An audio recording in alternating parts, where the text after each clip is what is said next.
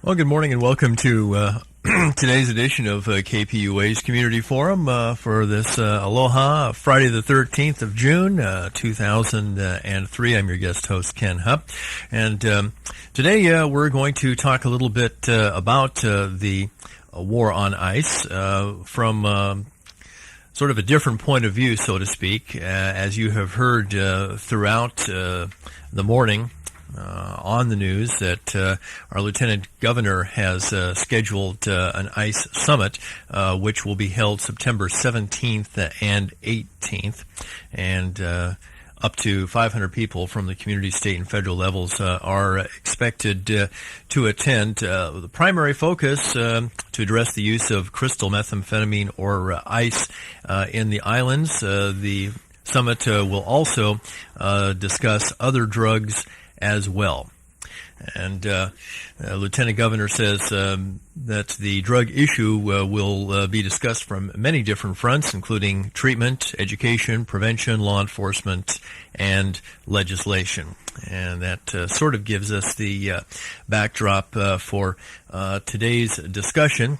Joining me is Roger Christie of the Hawaii Cannabis Ministry. Good morning, Roger. Good morning, Ken, and everyone in Radio Land. Okay. And Roger is going to present us with a slightly different point of view on the particular war on ice. First of all, the concept of going after ice and trying to address the uses and the distribution of it and trying to get a handle of it. Anything wrong with that idea? Well, holy moly, another ICE summit meeting? I mean, I went to the last one last year, and the organizers refused to let me have a table of information, including the one and only federal study, which concluded that the marijuana eradication program caused the conditions for poverty and the ice epidemic in Hawaii. 2 weeks ago, I went to the follow-up to that ICE summit meeting called Solutions 2003 in Kona. Once again, the hostess of the event in Kona refused to let me have a table of information along with all the other points of view that were expressed that day. She said, there's no room at the inn for your point of view. I'm at the point where I am convinced now that there is a cover-up at the highest levels of government here, and their policymakers are refusing to look at the cause of the situation, which has been proven in a very expensive and detailed federal study. If it wasn't so tragic, it would truly be funny in my point of view. Declaring war, it's a Neanderthal point of view. It's not enlightened whatsoever. It reminds me of alcohol prohibition and Eliot Ness days. It's been proven not to work so thoroughly. I can't believe that it's being proposed one more time. It's like every other day somebody's declaring war on ice, and I'm saying there's a totally other point of view in the community, and I represent some of the feelings of people in this community that are opposed to green harvest and opposed to the war on ice. The idea of the war on ice, I mean, do you reject it totally? Are there some things in there, for example, he's talking about treatment and education, for example, as a couple of things is... Yes, I'm opposed to it, and I'll tell you why. Okay. Treatment, does it work? My understanding is the treatment that's now in the community only works for 5 to 10% of the people that go through it. It's a giant failure. It's a go straight model. It says that drugs have no place in a society. It's a just say no program. It's very punitive. If you go off the narrow straight path, then you go right back to jail. And if you test positive for any substance, including cannabis, which is now legal as medicine, you go directly to jail. The treatment here is a failure. Education, does it tell the truth?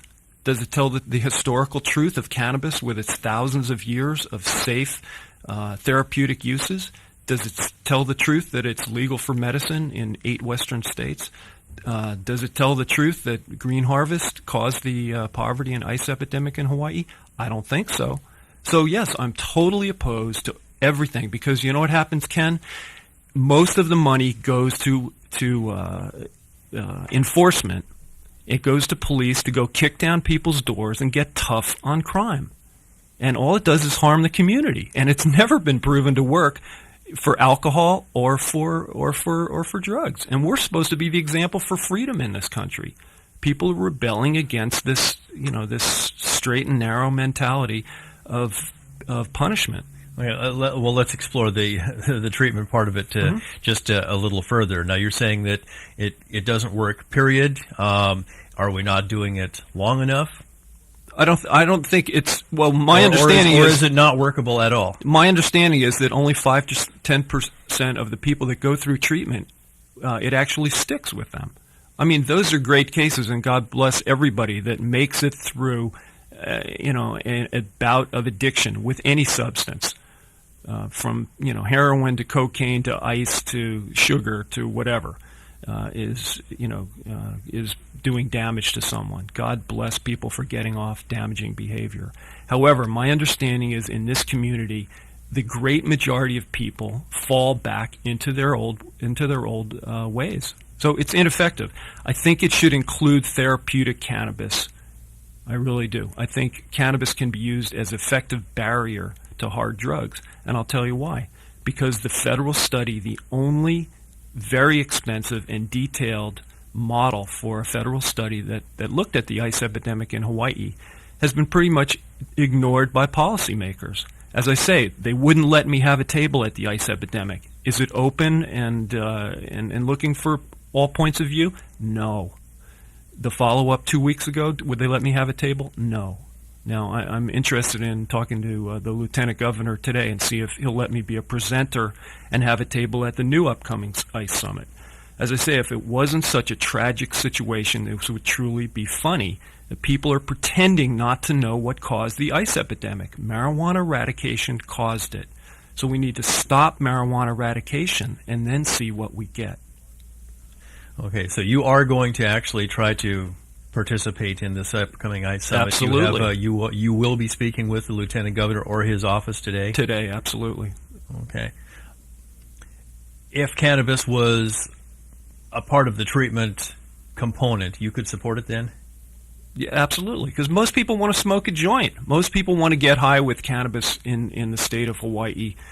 For better or for worse, people like to smoke the safe and natural remedy that's been used through cultures for thousands of years.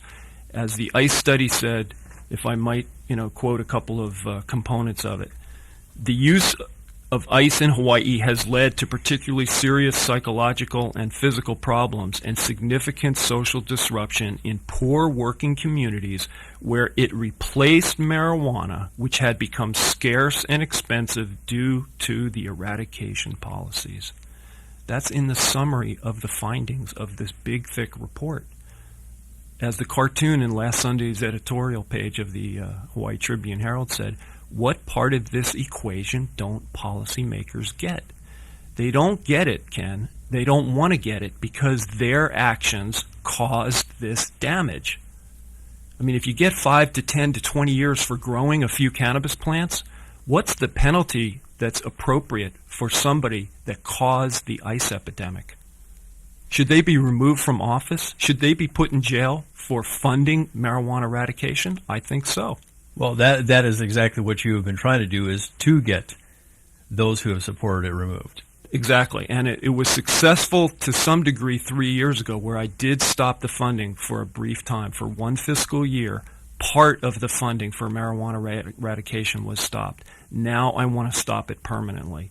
And anybody out there in radio land that feels like I do, that this has gone on way too long and it's caused way too much damage in the community, is invited to call me at 961-0488 and leave their name and phone number and join a renewed drive for impeachment of the mayor and the majority of the county council that just last week funded more money for marijuana eradication than the previous year. Okay. I've got to pause to go and take care of some messages. We'll come back and we'll pick up on this train of thought. My guest this morning is Roger Christie of the Hawaii Cannabis Ministry, and this is KPUA's Community Forum.